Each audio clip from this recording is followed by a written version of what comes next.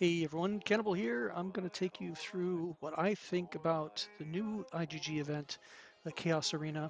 There have been two of them now. I've been a little lazy in doing videos lately, and I apologize. But I want to give you my take on Chaos Arena and how you might get more out of it. Um, I think it's a good event. It has a lot of potential. I think much better than Guild Expedition. I think you know my thoughts on that. I've stated them pretty clearly in other videos, uh, but I don't have as much bad things to say about Chaos Arena. I think it's actually a pretty good event. It could get a lot better, and I'll take you through how I think it could be better in this video. But I'll also tell you a little bit about how I think you can improve your chances of getting more out of it, getting more points out of it, finishing up more of the quests, and everything else that goes along with this new event. So let's get started, and let's talk a little bit about getting hunting quests in Chaos Arena. First thing you need to know is you got to be careful. All the rules. Chaos means chaos. All the rules that would be part of a normal life in a kingdom get thrown out the window when it comes to Chaos Arena. So make sure you park right next to all the monsters you want to kill. If you know how many hits it's going to take, try to kill them in one hit. But if you don't park close to your monster, you're going to lose it because somebody's watching. Especially if you're doing multiple hits, they're watching you, and they're going to jump in right at the last second. They're going to take your monster kill from you, and they're going to get that reward in terms of the quest, and you're not going to get them. So be aware of that on the monster hunt quests for Chaos Arena. Park right next to them and take them out in one hit if you can.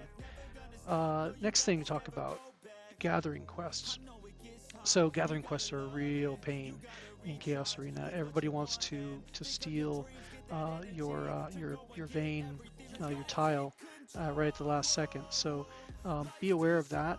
Maybe put in a big army in the last minute or two of your collection, and try to keep them from hitting it easily.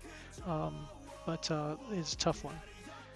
The other thing, if you want to get points quickly, what you can do is exchange kills. I noticed a lot of people started gaming this pretty quickly. They noticed that getting kills and taking kills, those are big quests for everybody. So they want to do that.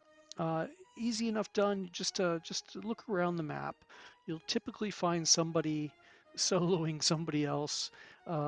Sometimes there's a group of them that are all getting together and they're just exchanging kills. Jump in there, just find somebody doing that, port in next to them, and just do a few solos, leaderless of course, on the guy next to you, and give them a few kills. And if you do that, chances are they'll be nice to you and give you some kills back too, because everybody needs kills, and they need things. They need their own deaths as well in order to get those points.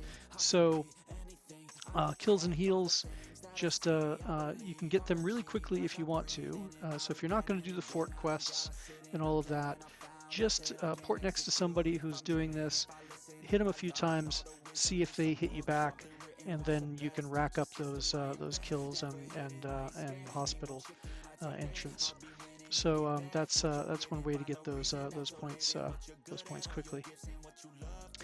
So let's talk a little bit about some of the challenges around um, Chaos Arena when it comes to forts before we get into forts. So you'll get a lot of these points by playing forts if you're going to play them. So you don't need to kind of get all your points from just soloing things back and forth, or attacking tiles and camps and stuff like that you see people doing. You can easily get these off of the kills you make when you're playing the fort battles as well.